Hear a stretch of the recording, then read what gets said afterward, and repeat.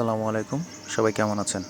Karatoya courier service থেকে আমাদের একটি ফোন আসছিল যে আমাদের নাদিম এগ্রো থেকে একটি পার্সেল অর্ডার ছিল, সেটা এসেছে। তো আমরা যখন বের হলাম তো অলমোস্ট প্রায় বিকালবেলা থেকে আমরা তখন যাচ্ছিলাম। তো দৌলতপুরের উদ্দেশ্যে যাওয়ার সময় অনেক জ্যাম ছিল। তো আমরা সেখানে নেমে সেখান থেকে যাওয়ার আগে ওইখানে দেখলাম রাস্তার পাশে দুই পাশে অনেক জ্যাম ছিল।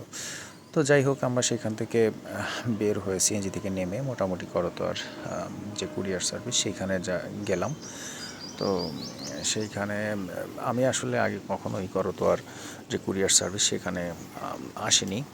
তো প্রথমে আমার পেতে অনেকটা কষ্ট হচ্ছিল। তো যাই হোক, আমরা পেয়ে গেলাম।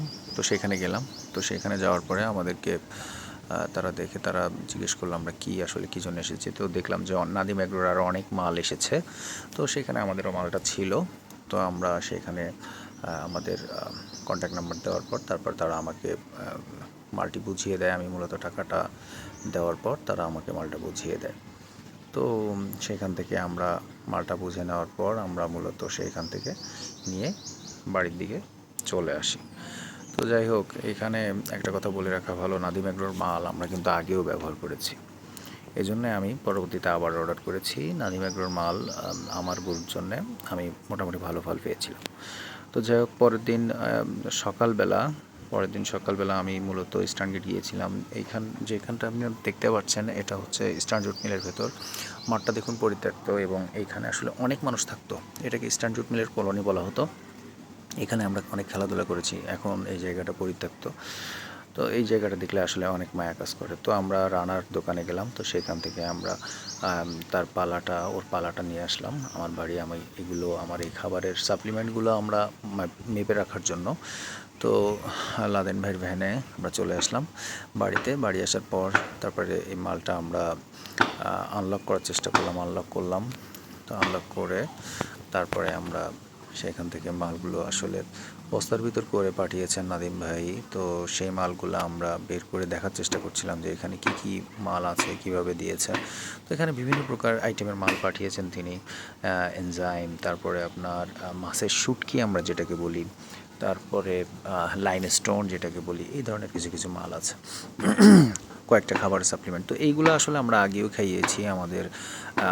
আমি ডাক্তারের কাছে জিজ্ঞেস করেছিলাম যে এগুলো খাওয়ালে কোনো অপকার আছে কিনা। যেহেতু আমরা ফিড ব্যবহার করি না, সেক্ষেত্রে বলতে পারি যে ডাক্তার আমাদেরকে বলেছিলেন যে আপনি যদি খরচের সাথে পারেন তো আপনি এগুলো করতে পারেন। তো আমি হিসাব করে দেখলাম যে এগুলো ফিডের থেকেও মূলত কম খরচে হয়ে যায় এগুলো খাবারের সাথে মেশালে। তো আমি 200 কেজি খাবারের জন্য আমার মালটা তৈরি করে নিচ্ছিলাম যে যতটুকু মেডিসিন আর কি লাগে সব মালগুলো একত্রে করা ছিল, এগুলো আলাদা করে তারপরে আমি এগুলো রাখছিলাম। তো খরচের হিসাব করলে আসলে আমি দেখেছি যে এইভাবে নিজের হাতে ফিডটা বানিয়ে খাওয়ালে, ফিড মানে এই যেটা আমরা বানিয়ে খাওয়াই আর কি, এটা আমরা বানিয়ে খাওয়ালে আমাদের খরচটা কম পড়ে। সেক্ষেত্রে আমার গরুর যে ফলাফলটা দেখি আমি, সেটা ভালো লাগে। যেহেতু আমার গাভী গরু, সেহেতু আমার এগুলা খাওয়ালে আমি কিছুটা স্বস্তি বোধ করি। তার কারণ হচ্ছে এই গরমের দিনে ফিড খাওয়ালে অনেক রকম ঝামেলা হতে পারে। এই জন্য আমি মনে করি যে এগুলো খাওয়ানোই তো বেস্ট। তো সেক্ষেত্রে আমি নাদিম ভাইকে ধন্যবাদ দিতে চাই। নাদিম এগ্রোকে অনেক বেশি ধন্যবাদ যে আমাদেরকে এই ধরনের মালগুলো আসলে জোগাড় করে দেওয়ার জন্য। পাশাপাশি আমি চাই যে আরও ভালোভাবে আমরা এই প্রোডাক্টটা যেন খুব দ্রুত সময়ের ভিতরে পেতে পারি। ভবিষ্যতে অর্ডার দিলে সেক্ষেত্রে যেন আমাদেরকে সহযোগিতা করে নাদিম ভাই। তো এই জন্য তাকে অনেক বেশি ধন্যবাদ। তো দেখেন, এখানে অনেক রকম ভিটামিন তিনি পাঠিয়েছেন, সাপ্লিমেন্টগুলো পাঠিয়েছেন। এই সাপ্লিমেন্টগুলো আমরা খাবারের সাথে ব্যবহার করব। যাই হোক, সবাই আমাদের জন্য দোয়া করবেন। আমাদের সকলের জন্য আমিও দোয়া করি। আপনারা সবাই ভালো থাকবেন, সুস্থ থাকবেন। আসসালামু আলাইকুম ওয়া রাহমাতুল্লাহি ওয়া বারাকাতুহু।